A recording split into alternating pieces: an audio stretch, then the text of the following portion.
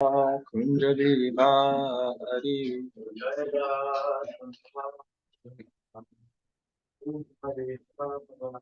Jaya Gopi Jana Vallabha Girivaradari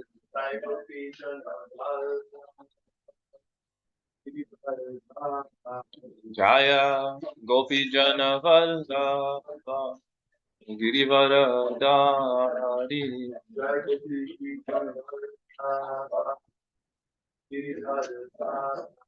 Yashodan Vrajajana Ranjana Vrajajana Ranjana Yashodanandana Vrajajana Jana Vrajajana Ranjana Yamuna Tira Vajachari Yamuna Tira Vajachari Anacha Chaya Radhamadava Kunja Bihari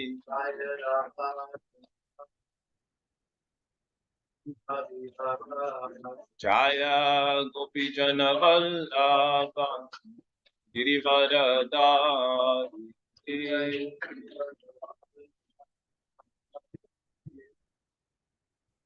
Yashodanandan Vrajajana Ranjana Vrajajana Ranjana Yashodanandana Vrajajana Ranjana Vrajajana Ranjana Yamuna Tira Vana Chari Nacha Yamuna Tira Vana Chari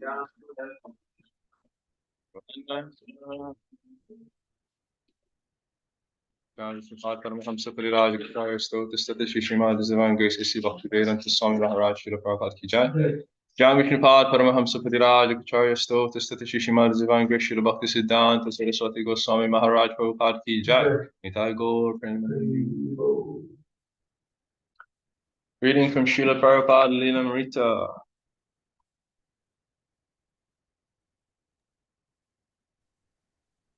Do you want me to share this in the screen, the pages? Sure. Yeah, that'll be helpful for everyone. Okay.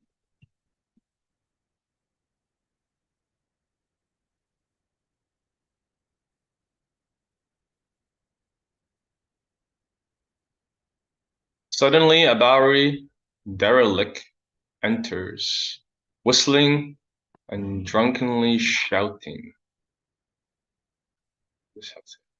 The audience remains seated, not knowing what to make of it. Drunk. How are you? I'll be right back. I brought another thing.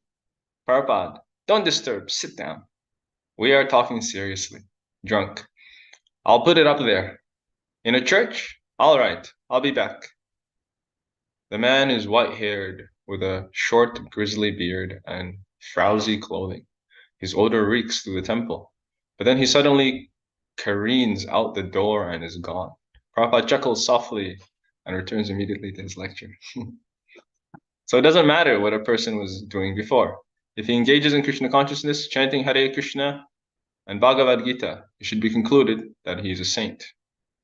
He is a saintly person. Hapi chatsu duracharo. Never mind if he may have some external immoral habit due to his past association. It doesn't matter. Some way or other, one should become Krishna conscious. And then gradually he will become a saintly person as he goes on executing this process of Krishna consciousness. There's a story about how habit is second nature. There was a thief, and he went on pilgrimage with some friends. So at night, when the others were sleeping, because his habit was to steal at night, he got up and was taking someone's baggage. But then he was thinking, oh, I have come to this holy place of pilgrimage, but still I am committing theft by habit. No, I shall not do it. So then he took someone's bag and put it in another place. And for the whole night, the poor fellow moved the bags of the pilgrims from here to there. But due to his conscience, because he was on a holy pilgrimage, he did not actually take anything. So in the morning, when everyone got up, they looked around and said, where's my bag? I don't see it. And another man says, I don't see my bag. And someone says, "Oh, there's your bag." So there was some row. So they thought, "What is the matter? How has it so happened?" Then the thief rose up and told all of his friends, "My dear gentlemen, I am a thief by occupation, and because I have that habit to steal at night, I couldn't stop myself. But I thought, I have come to this holy place, so I won't do it. Therefore, I placed one person's bag in another man's place. Please excuse me." So this is habit. He does not want to, but he has a habit of doing it.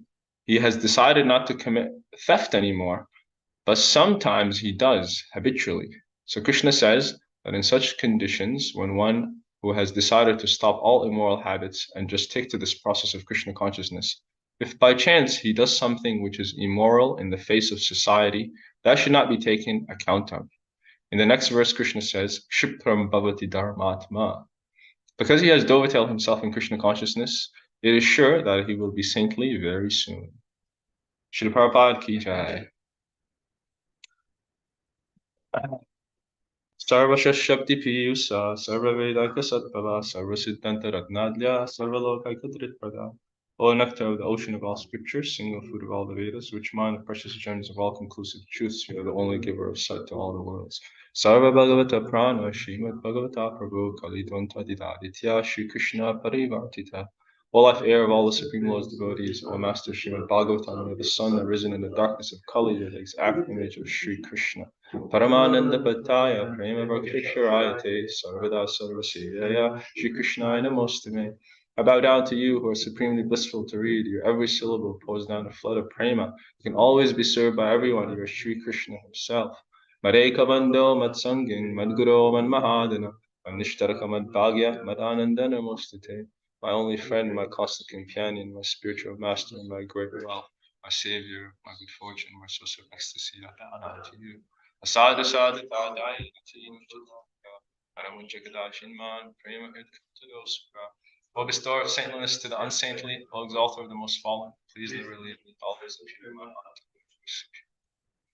Om Namo Bhagavate Vasudevaya.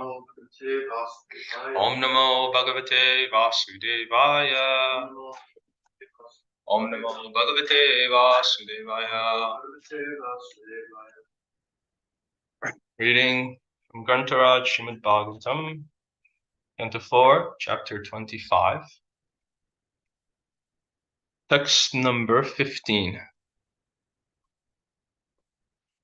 Nilaspatika Vaidurya Muktamara Katarunai Klipta Harmya Stalim Diptam Shriya Bhogavatim Iva Nilaspatika Vaidurya Muktamara Katarunai Klipta Harmya Stalim Diptam Shriya Bhogavatim Iva Nilaspatika Vaidurya Muktamara Katarunai Klipta Harmya Stalim Diptam Shriya Bhogavatim Eva. Synonyms: Nila, sapphires; Spatika, crystal; Vaidurya, diamonds; Mukta, pearls; Marakata, emeralds; Arunai, with rubies; Klipta, bedecked; Harmya Stalim, the floors of the palaces; Diptam, lusters; Shriya, with beauty; Bhogavatim, the celestial town named Bhogavati; Eva, like. Translation and purport by Srila Prabhupada. Srila Prabhupada ki jai. The floors of the houses in that city were made of sapphire, crystal, diamonds, pearls, emeralds, and rubies. Because of the luster of the houses in the capital, the city was compared to the celestial town named Bhogavati. Purport. In the city of the body, the heart is considered to be the capital. Just as the capital of a state is especially gorgeously filled with various high buildings and lustrous palaces, the heart of the body is filled with various desires and plans for material enjoyment. Such plans are sometimes compared to valuable jewels such as sapphires, rubies, pearls, and emeralds. The heart becomes the center for all planning for material enjoyment. Om Jnana-timirandasya Gananjana Shalakaya Chakshurunmilitam Yena Tasma Shri Gurave Namaha. Jai Shri Krishna Chaitanya Prabhu Nityananda Shri Advaita Gadadhar Shivasadi Gaura Bhakta Vrinda. Hare Krishna, Krishna Krishna, Hare Hare, Hare Rama, Rama Rama, Hare Hare.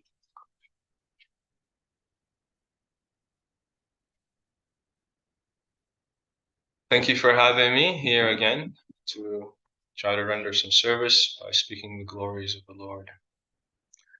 We are in an interesting part of the Bhagavatam. I'm sure everyone is up to date. We are hearing Narada Muni showing compassion to Maharaj Prachina Barishat.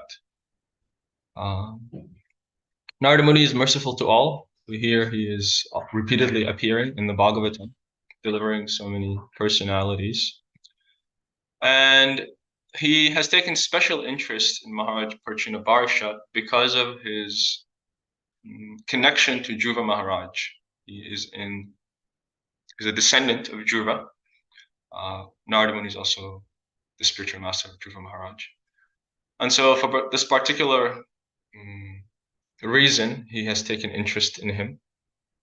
Now, the king is absorbed in materialistic activities, and so Narada Muni has to be a little tactful in how he presents Krishna consciousness to him. He is taking the indirect approach. The understanding is Upadesho himurkanam prakopataya nashantaye.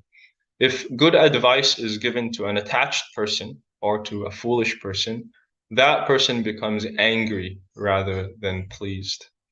And so knowing this, Prabhupada describes in previous purports, Narada Muni is a little cautious of how he presents Krishna consciousness to him. So he does it indirectly by presenting this allegory of the king, King Puranjana.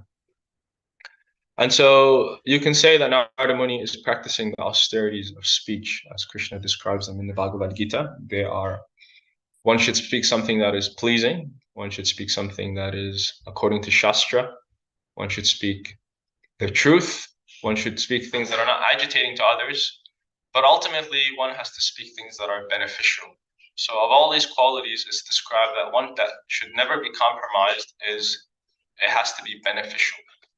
If one can speak in a way that all these qualities are there, that's amazing. But if you have to compromise one, it should never be this quality of benefiting others.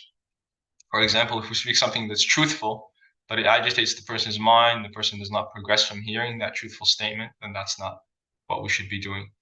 If we speak something according to Shastra, but again, the person rejects it, that's not what we should be doing. So therefore, when we present Krishna consciousness for ourselves, we have to be always mindful of how the person is receiving my words. Sometimes we may have knowledge and we may think, yes, I will tell you what to do, and in this way I will uplift you. But the deliverance is very important. Vacho vegam, manasakorda vegam. The tongue wants to vibrate, and often the tongue also wants to instruct because of the tendency of false ego. We may, at least for a neophyte devotee, as myself, we may want to instruct people for the purpose of establishing our authority. And so that's not the right way to go about it. And therefore, Narada Muni here is showing us by example that a doctor has to be an expert physician. We have the medicine, as Bhaktivinoda Thakur also says, Anicca Shodhi Maya, Nashi Baru Lagi, Harinama Mahamantra, Loy Tumi Magi. I have the medicine to cure you from this disease of illusion. It's the Hare Krishna Mahamantra. But how to administer that medicine is a key point. A devotee of Mahaprabhu was very famously known as a physician, Murari Gupta. He was a physician by trade, and also he knew how to cure the disease of material illusion from anybody who came in contact with. Murari Gupta is very interesting. As a side note, there's actually a whole chapter about his glories in the Chaitanya Bhagavat. Just as in the Chaitanya Charitamrita, we hear many chapters describing the glories of Advaita Acharya, a chapter describing the glories of Nityananda Prabhu. So there's a whole chapter dedicated to the glories of Murari Gupta.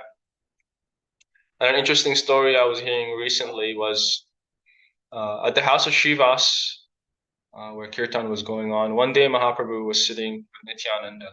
Murari Gupta arrived, and he paid obeisances first to Lord Chaitanya. Then he paid obeisances to Nityananda. Mahaprabhu was not very happy with this, and he told him, "You have transgressed etiquette." Murari said, "My lord, I have acted according to how you have inspired me from within the heart." Mahaprabhu said, "Don't worry, you go on your way, and tomorrow I will reveal everything to you." So Murari went home, and in the dream that night, he had a dream of Nityananda Prabhu, and he was carrying a plow, and he was dressed as Balaram, and behind him was Ananta Shesh, and also behind him was Mahaprabhu, Vishvambar, who was fanning him. So Murari immediately understood. Nityananda is the older brother. He is Balaram. So he awoke from his sleep and he roared, "Nityananda!" His wife came to see, but immediately Murari left. He went to see Mahaprabhu again in the house of Srivas. Immediately he paid obeisances, first to Mahaprabhu, then to Nityananda. Mahaprabhu again asked, "Why did you do this?" He said, "Now I have understood my Lord." Then Gadadhar was there, and Gadadhar was offering betel nuts to Mahaprabhu. And so Mahaprabhu took the betel nuts, he ate them, and then he gave the remnants to Murari. Murari took the remnants, and he honored them with great respect. So then afterwards, Mahaprabhu told him, "Now you should go wash your hands."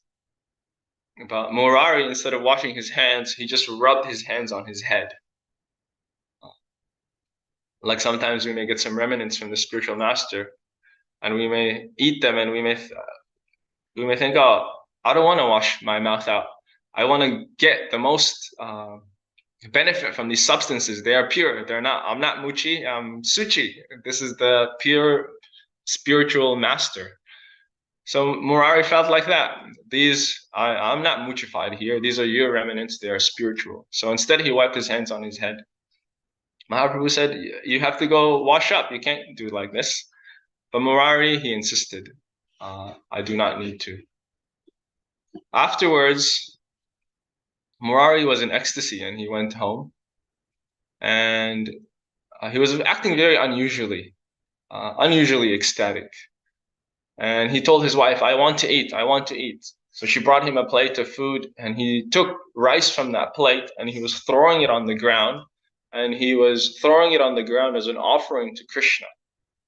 And he was screaming, "Eat, Krishna, eat, eat, Krishna, eat." And in this way, he piled up a huge amount of rice on the ground.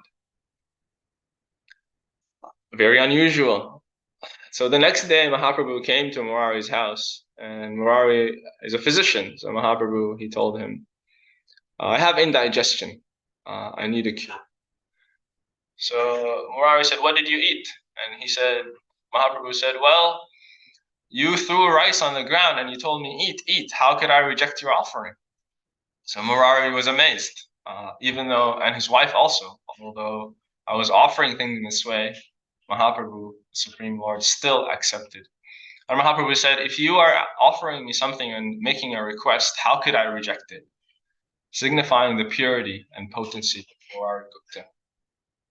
So then Mahaprabhu said, "Actually, I know what is the remedy. Drinking a little water is the remedy for indigestion. So I just need a little water from your pitcher, and that will cure me from this ailment." Murari was very happy to give Mahaprabhu some water. So the point is that a devotee has to be an expert physician, just as Murari Gupta is able to cure material disease, but he's also able to cure the ultimate disease of material existence, of illusion, of living entity. So Narada Muni is doing like that, and he's teaching us by example. Prabhupada also, he said that a devotee, say for example on book distribution, he's dealing with snakes, living entities afflicted by envy and hatred, and they don't want to accept the instructions of the Lord. So Prabhupada said that when sharing Krishna consciousness, he has to be an expert snake charmer. And we see like this often in our experience in sharing Krishna consciousness with others. meeting them on the street, you have to be very careful, very tactful. You actually never know what the next person's move is going to be. You're trying to give them some benefit, but because their mind is unstable, because they are working on the material energy, as the fifth canto says, the chariot of the mind, you never know. 1 second they're favorable, 1 second they're unfavorable. So you have to be very tactful until the medicine is delivered. Until they take the book, they give a donation, they have engaged in Krishna service. Sometimes also a person may give a big donation, may give like $100, a couple $100 on the street. And then a devotee may think, okay, now I have to get out of the Sankirtan spot immediately. Because the person's mind, okay, they gave a big donation, they took the book, but then the next second they may think, oh, why did I do that? I should go back and get my money. The mind is very, very unpredictable. So a devotee has to be like that, always being very careful until the person has fully established some conviction and faith in Krishna's message. So this is very important. This is one lesson we can take from hearing how Narada Muni is approaching the situation. The ultimate medicine is the chanting of the holy name, as Bhaktivinoda Thakur says. But also, living entities are benefited just by getting knowledge. So in the Bhagavad Gita, in the 4th chapter, Krishna emphasizes the importance of knowledge in so many verses. And there he says, Api chet asi papebhya sarva krittama sarvam jnana plaveneva virginam santarishyasi. Even if one is considered to be the most sinful of all sinners, if he is situated on the boat of transcendental knowledge, he can cross over the miseries of the material world. This principle we heard in the previous chapter also by Lord Shiva in a verse that I very much appreciate, where he says, Shreyasam miha sarvesham jnana nishreyasam param sukham tarati dushparam jnana nor vyasanar navam. That there are many kinds of achievements in this world. We may see that they are very valuable, but of all those achievements, the most exalted is the achievement of knowledge, because only through knowledge can one cross over the ocean of nescience, otherwise the ocean is impassable. So Krishna, after explaining this, the boat of knowledge, he describes again Ganagni, Sarva Karmani, that knowledge is like fire, it can burn up all reactions to karmic activities. He then explains Nahi Ganena Sadrisham Pavitram Ihavidyate, that there is nothing in this world as sublime as and pure as transcendental knowledge. So then one asks, where should I get that knowledge? And then the next verse, Krishna says, he describes, Tadvidi paripatena paripashnena sevaya upadikshanti teganam jnanastatvadarshina, that one should approach a self-realized soul to receive that knowledge. So the spiritual master, as a representative of the Supreme Lord, as a representative of Narada Muni coming in Parampara, they give knowledge primarily in two categories. One is the pitfalls of the material world, and the other is the glories of Vaikuntha. Part of the glories of the Lord also are the creation of this material world. So in many places of the Bhagavatam, we hear the description of the universal form. We hear the description of how this world is created from the Purusha avatars. So we may wonder what is the importance of this? But it's described again in the later cantos that when one can understand how this material world is created, then the conclusion is that everything is energy, it belongs to the Lord, and therefore it does not belong to me for me to exploit and try to enjoy. So the conclusion of understanding that is that one gives up sense gratification and engages in the gratification, trying to gratify Krishna's senses. So it's important to hear both kinds of Krishna Katha. They are the medicine for getting free from all kinds of illusion. In this current time that we live in, obviously ignorance is very dense, and therefore Prabhupada emphasized the distribution of his books. It's the ultimate welfare work for all of humanity. Tavakatamritam tapta jivanam. The nectar of the The nectar of the descriptions of Krishna's holy names are the life and soul for those suffering in this material world. So in this verse that we're hearing today, we are hearing about the heart disease. It is the analogy given is Puranjana. Puranjana actually means one who is embodied, one who lives in a body. So Puranjana is everyone. It's all of us. It's not just King Prachina Barishat. It's not just an analogy. And the body is the city. In the previous verse, we heard that. And in this verse, we are hearing that the capital is the heart. And the heart is full of material desires and plans for enjoyment.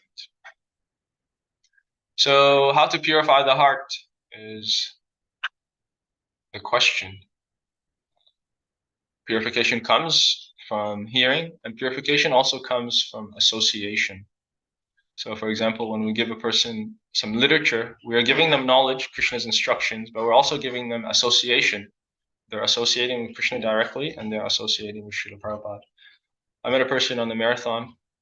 We were distributing stacks of books wrapped up, and I handed him one stack, and he told me that looks like all these books are by the same author. Why do I need 4 books all by the same person? He wanted a little bit of variety, something different. So I described to him the principle that it's not the book that you're reading, it's actually the author who you are coming in contact with. So the book is only worth as much as the person who wrote it. And so you're getting the opportunity to associate with a very great personality. Please take it. And fortunately enough, he accepted that description, that reality. It's described that the avatars and Krishna himself, Avatari, they descend to this world and they perform pastimes and they also give instruction. And those who were personally present, they benefit. But those who hear about those activities and also hear those instructions later on, they get the same benefit as the person who was directly present. And so by reading these books, everyone is getting Krishna's association. They're getting Srila Prabhupada's association. Mahat Sevam Dwaram Ahur Vimukte. By associating with the great personalities, the doors to liberation are opened.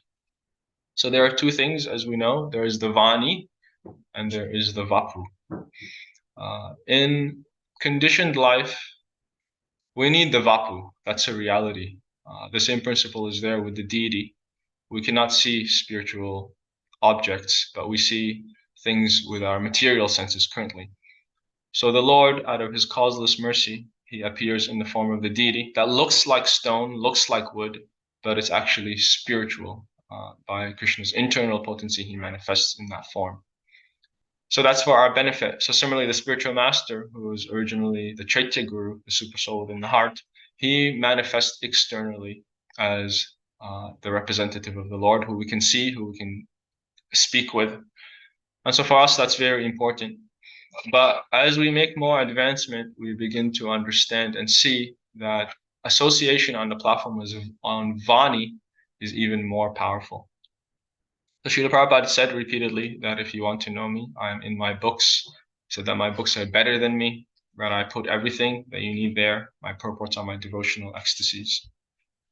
So purification comes by that association, and it's not to be minimized. It can destroy the darkness of ignorance that we are suffering from. In the 11th canto, we hear that there are 2 kinds of amritas that are purifying for the heart also. One is the Katamrita, the nectar of the descriptions of the Lord, as found in Bhagavad Gita, Srimad Bhagavatam, Chaitanya Charitamrita. And the other is the Charanamrita, the water that has bathed the lotus feet of the Lord. So the Charanamrita is classified as 2 primarily. That's the Ganges water, when Vamanadev pierced the covering of the universe.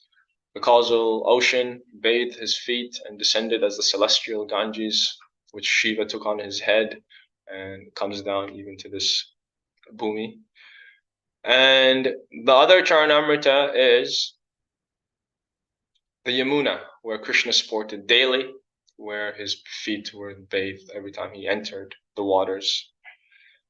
So Prabhupada, he also made it a custom that in our temples, every day the devotees take 3 drops of Charanamrita that has bathed the lotus feet of the deity every day. So every day we get to take some Charanamrita and we get to take some Katamrita, and in this way the heart is purified. And the Charanamrita that comes from the lotus feet of the devotee is also very powerful. The Chaitanya Charitamrita describes Bhakta Pada Duli Ara Bhakta Pada Jal Bhakta Bhukta Avasheshtina Mahabal. 3 very powerful substances. One is Bhakta Pada Duli, the dust that is touched the lotus feet of a devotee. It's very difficult because there's not so much of it, but if you can get a little bit, that is very purifying. We hear that Mahaprabhu, whenever he walked on his pilgrimage, on his tour of South India, so many villagers will come and they will take the dust from his feet to the extent that there were like potholes on the ground wherever Mahaprabhu went. Then there's the Bhakta Pada Jal, the water that has washed the lotus feet of a devotee. Actually, even when the Ganges wanted to descend to this world, Ganga Devi, she didn't want to come because she knew so many people will take a bath in my waters and I'll become contaminated. So I believe it was Shiva or maybe somebody else who assured her, do not worry. There will be sinful people who bathe in your waters, but there will also be saintly persons who bathe there. And so when those saintly persons bathe there, they will purify your waters. They will take away all those sinful reactions. So in one sense, that Bhakta Pada Jal is even more powerful. So we try to take that, and that's to our greatest benefit. Then there is the Bhakta Bhukta Avashesh, the remnants from the meals of a devotee. Primarily, Prabhupada explains that we should take that from the spiritual master. But in other cases, if we have great faith, we can take it from everyone. Our spiritual master instructed us, because we live in the association of so many devotees in the ashram, not to go around doing that. Often after prasadam, there's a fight for people's dishes. Who's going to take whose dishes first to wash them? So if you look away for 1 second, somebody may snatch your plate. But we wash them. We don't take the remnants from them as the instruction of the spiritual master. But if you have faith, you can do that, and you will get very great benefit. The example is given of Kalidas in the Chaitanya Charitamrita. He was very faithful of the remnants of the devotees. He would take the remnants of everyone, no matter what their caste was. And he went to the house of Jaru Thakur. Jaru Thakur was an untouchable in Bengal, but he was a Vaishnav. So what Kalidas did was he went to his house and he offered him some very ripe, beautiful mangoes.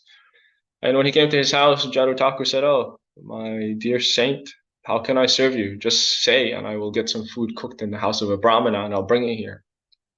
Kalidas said, "No, just give me some dust from your feet. That'll be sufficient for me."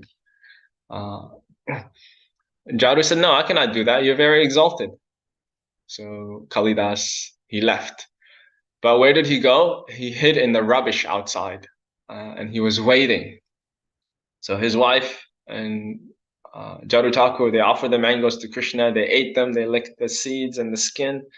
And his wife took them and she threw them in the rubbish outside. And there, Kalidas was waiting. He took the skins and the seed and he relished it. And so it's described that one should give up all disgust and all reservation and eat the remnants of a devotee. And by that faith, one will get very great benefit. So the result was that Mahaprabhu, by this faith, Mahaprabhu gave Kalidas mercy.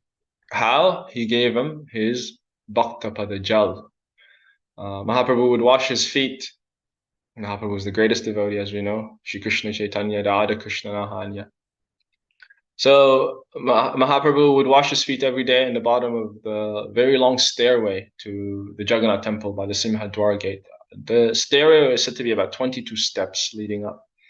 So Govinda, Mahaprabhu's servant, would take a pitcher of water, and Mahaprabhu, before climbing the steps, he would wash his feet at the bottom of the stairs. Govinda would pour the water. and he instructed Govinda not to let anyone take that water. But one day, Kalidas came, and he cupped his hands underneath Mahaprabhu's feet, and he took one sip, and Mahaprabhu allowed it. So then he said, okay, can we get some more? So he took another one, and Mahaprabhu allowed it. And he went for a third time, took some more, and by this time he was in so much ecstasy, he went for the fourth one, and Mahaprabhu said, no, that's enough. So he allowed him 3 times to take the water that he would not allow anyone else to take.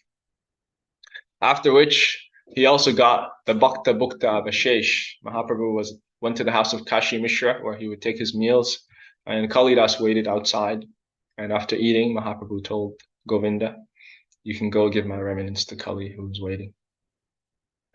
So these substances are very powerful if we have faith in them, as the Chaitanya Charitamrita instructs.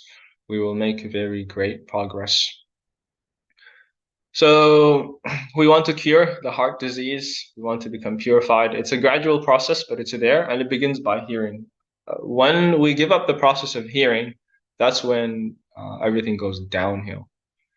Srila Prabhupada was once giving a lecture, I think it was in Mayapur, and he was talking about Ugra Karma, how this whole material world, everyone is engaged in Ugra Karma, like we heard previously.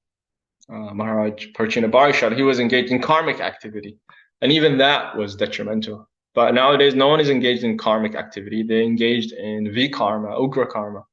So Prabhupada was describing like that, this whole material world, everyone is gliding down to hell. So some devotees, they got up to leave. And so Prabhupada, he noticed, and he asked a devotee near him, oh, they are leaving? And the devotee said, yes, Prabhupada, they have some service to do. So you would think, yes, this is a good excuse. I have some service to do. I have to leave. But Prabhupada, he said, oh, they have some service to do. Huh? They cannot hear. And he said, if they do not hear, soon they will think that my spiritual master has given me a big burden in the form of this temple to maintain. He said, the spiritual master has given vigraha, but that vigraha will be known as galagraha. Galagraha means a burden. So he said, if you do not hear, what will you do? Simply sense gratification, simply ugra karma. So you have to make sure that you are hearing. So the most powerful thing in my own experience to hear daily is Bhagavad Gita. We can never underestimate the potency of Bhagavad Gita. It's like essential oil. Like sometimes you have a little bottle of essential oil, and they have to take like so much substance of sandalwood or mint just to make a little vial of that substance. So Bhagavad Gita is like that. It's like a very powerful dose of Krishna consciousness, directly hearing from Krishna's mouth, Krishna's instructions. It's the whole Vedas condensed into one presentation for the living entities who will never be able to digest the entire Vedas, which are said to be actually billions of verses. So by reading Bhagavad Gita, we get that. Even if you have not much time, if you read 5 minutes, 3 purports, you will see that if you actually read it with a desire to apply, with a desire to understand, with a prayerful mood, then Krishna will give you so much realization from it. So reading Bhagavad Gita is daily. My spiritual master says that when one wants to fall down, leave Krishna consciousness, the first book they put on the shelf is Bhagavad Gita. In other words, if you read Bhagavad Gita, you will be more firmly established in Krishna consciousness, and the tendency to fall down won't be there so much.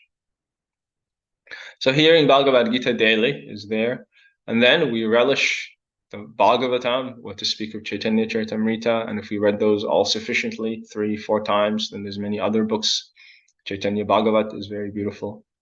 It's rendered by a devotee in our ISKCON dedicated to Srila Prabhupada. And reading that, we will relish so much. And there are so many other devotees by Prabhupada's, so many other books by Prabhupada's disciples and so forth. There's actually so much to read that often we may have so many books next to us just waiting for us to read, and we don't know which one to pick. That's how much nectar we can relish by hearing the Katamrita, instructions and pastimes given by the Lord. So that is the medicine for the heart disease. And then, instead of the capital of the heart being full of all these plans for material enjoyment, then we will make plans for Krishna service. We can see how the mind and the heart is always planning.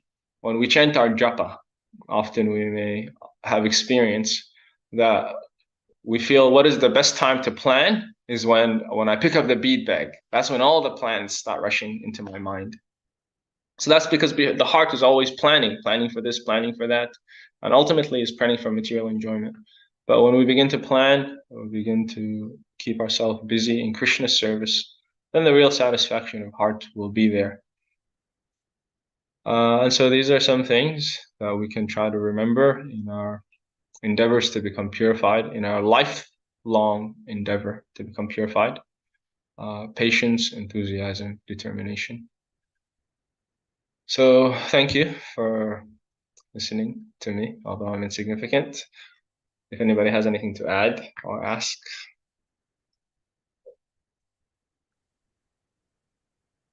Hare Krishna Prabhu, Dandavat Pranam. Haribol. Such a beautiful lecture on this text 50. How very nicely and elaborately also you explain the importance of how to purify our heart with examples right from the beginning. And especially the Kalidas examples is so much enlivening. It teaches us how significant is the service to the spiritual master and how he was trying to grab the mercy through different actions. Especially, he was just taking the remnants from the garbage pile and he was trying to get all the mercy, whatever he can collect. So, the most important thing to purify our heart is in the association or the three processes is Bhakta Padajal, Bhakta Padadhuli, Bhakta Padajal, and Bhakta Avashish. Those three things really so important. It is more significant not for the people in general, but for the devotees. It's very, very important. How it affects in our consciousness, how easily we can get purified through this three simple process. It is so nicely explained and make us understand the importance. So this our heart, which is, as we mentioned during our chanting, the first planning comes, the best time is the chanting time, because that time you are trying to concentrate at one point and all the plannings are rushing towards you, which is used to be sorry, making importance and all the planning comes. So we need to be very, very careful through knowledge of spiritual master, getting knowledge from the spiritual master, and his books tells us the right way to accept the knowledge and how to utilize them in correcting our consciousness in every moment through this process. So it's very, very nice examples you have given through that how we need to purify our heart. So here Puranjana was directed by Narad Muni with this allegorical way of making him understand, as he was very much engrossed in the material activities. So his all 10 sons were fully engaged in the devotional service. In the other direction, in 180 degree, he was just trying to make himself engaged in the fruitive activity. So Narad Muni is trying to make him understand the importance of this devotional service and making a way how to convince him in a proper way so that one can understand it very easily. So that is my understanding. Thank you so much, Hare Krishna. Thank you, Prabhu. Yeah, I was just hearing how causeless mercy of the Lord over the devotee is worth millions and millions of lifetimes of one's personal endeavor. So these substances, they are allowing us the mercy. and that's why they can give us very quick progress. Anyone else would like to contribute or ask? Hare Krishna Prabhuji, Dandavat Pranam. Haribol. Thank you very much for the very nice class, particularly bringing out how we can clear the dust from our heart, because of that dust only we cannot see our real identity, and we are engrossed with the bodily concept of in our activities, and the best way to get rid of that, as you have told, to cleanse our heart. And Chaitanya Mahaprabhu Chetodarpanamarjanam has told in the Shikastam, the very first verse. And in other words, and you have very nicely pointed out the three things: Bhakta Padaduli, Bhakta Padajal, and Bhakta Avashesh, as mentioned in Chaitanya Charitamrita, in Antulila. And the two things, other things, and two things you have told.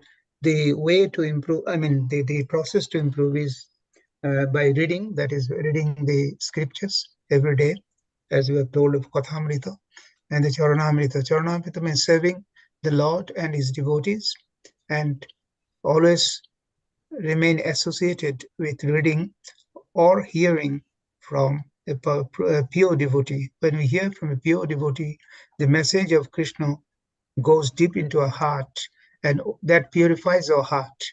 Well, as Prabhupada is very has put so much stress on the importance of hearing from a pure devotee. We must hear from a pure devotee, and the process to hear from him or get his instruction, as you told Bani, is very important, and we can get it only by serving him. And by serving only, he reveals that our interest, our interest, and he then showers his mercy. And Narottam Das Thakur has told very nicely in a song that Chariya Vaishnav Seva Nistar Peche Keva. Without serving a Vaishnav, one cannot progress in devotional service. So you have very nicely pointed out these very important points. Thank you for that. And that is what is my realization for today. Thank you, Prabhuji. Hare Krishna. Thank you for sharing that, Prabhu. Hare Krishna, Prabhu. Dandot Pranam. Haribol. Thank you very much for your wonderful class, as always, sharing your wonderful experiences and realizations, especially in the book distribution arena, in terms of when you're meeting so many people, and so really rich experiences. Thank you for sharing that. So, Prabhu, you mentioned that point where when Prabhupada was speaking, I think you mentioned one of the devotees, they had their service to do, and they had to get up to go for the service, and Prabhupada's comments on that in terms of hearing, if they're neglecting hearing, then like what service they can do. So is it a question of hearing or reading being more important than service, or is it a question of a balance between the various activities? So reading and service and other activities, keeping a balance, or one activity being more important than the other? Yes. Or was it more he saw it as like a discourtesy or something like that? Yeah. Well, Shravanam Kirtanam Vishnu Smaranam Padasevanam. So sometimes it's described that these come in sequence. Shravanam comes first, then the others follow. We can do service without hearing, but the tendency is that the service won't be as we know, ahaitaki apratiyata, unmotivated and uninterrupted. So the more that we hear, the more that our motives are invested in our service, and also the more that our service will continue. Now, at the same time, when we hear, what is it that we are hearing? We are hearing that we should serve Krishna. So I used to just want to read all day long, and sometimes there'll be some service to do, and then I'll try to get out of it so I can read a little bit more. So my spiritual master heard about this, and he told the older devotees that, well, what is he reading? He's reading that he should serve, so therefore he should do some service. So we should do both. We hear about Krishna, then we do more service. So yes, it's a balance. We have to do both things. And also one time, my spiritual master, I was serving him, and he was giving the class. So it was just next door where he was going to speak. So he was about to leave, and I told him, somebody else will take you. He said, why? I told him, because I have to clean the room. I haven't done it. So he said, all right, well, do it quickly and then come. So in my mind, I was thinking, I am serving the spiritual master. I'm cleaning his room. So it's okay if I miss his speaking. But he, from that instruction, inspired me to think that, yes, I should do the service, but I also shouldn't miss out on hearing. So do the service quickly. Try to do it nicely as well. It's not that you just do it like neglectfully. And then you get to hear another devotee also. They always wanted to go out on books, and they were asking about, sometimes I want to go on book distribution, but they asked me to clean the bathrooms and do this and that. So I said, all right, just clean the bathrooms quickly and then go out on book distribution. So we have to do both. When we serve Krishna, then our inclination, our taste for hearing,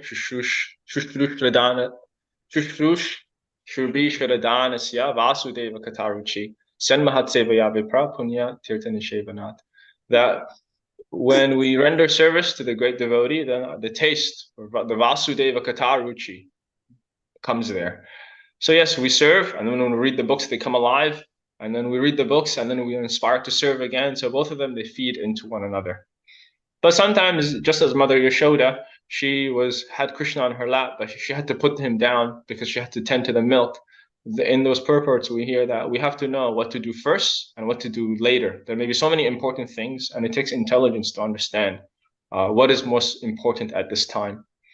So Prabhupada, I mean, you wouldn't have his association that much. He's traveling all over the world. He's the Acharya, coming from the spiritual world. So how are you going to get up while he's speaking and go somewhere else? People will kill for the opportunity to hear a moment, one word from him. So at that time, yes, better to sit down and listen to Prabhupada as much as you can. And in other times, you may have to do another service that's very important that you can't put off. So it'll take some intelligence to know what to do first, what to do second. And that all comes with a little bit of maturity. That's what I can think of. No, thank you, Prabhu. No, that's very enlightening. Thank you so much. Thank you. Okay, Grantaraj, Srimad Bhagavatam ki jai, Prabhupada ki jai, Gaur Premanandi, Panchakalpatarubhyascha Patitanam Pavanebhyo Vaishnavebhyo Namo Namah.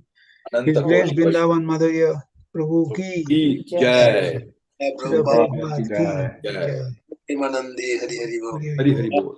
Assembled devotees. Hare Krishna.